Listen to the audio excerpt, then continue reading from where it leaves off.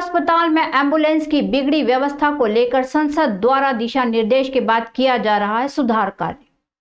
चरक अस्पताल में स्वास्थ्य सेवाओं की बेहतर व्यवस्था को ध्यान में रखते हुए उज्जैन सांसद अनिल फिरोजिया ने कुछ समय पहले अस्पताल परिसर का निरीक्षण किया था।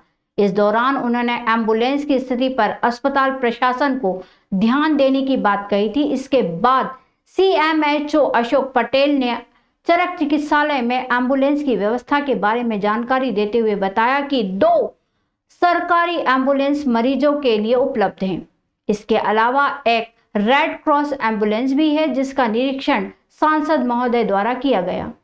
सांसद द्वारा CMR फंड से 2 और एम्बुलेंस उपलब्ध कराई गई हैं, जो इमरजेंसी में उपलब्ध होंगी और इमरजेंसी प्रोटोकॉल और VIP ड्यूटी के लिए उपयोग की जाती हैं।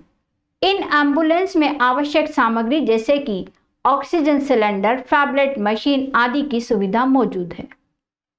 चरक चिकित्सालय में पर्याप्त मात्रा में एम्बुलेंस की व्यवस्था है। 2 एम्बुलेंस हमारे पास सरकारी है जो मरीजों को लाने ले जाने का काम करती है। इसके अलावा एक रेड क्रॉस द्वारा भी एक दी गई एम्बुलेंस है, जिसका निरीक्षण सांसद महोदय द्वारा किया गया था।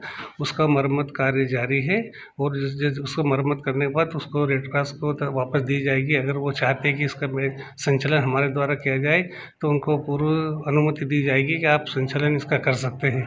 इसके अलावा सांसद महोदय निधि द्वारा जो CSR फंड से 2 एम्बुलेंस उपलब्ध कराई गई थी, वो हमारे पास उपलब्ध है। उसको इमरजेंसी प्रोटोकॉल, VIP ड्यूटी, कारकेट वगैरह आदि में हम उपयोग करते हैं।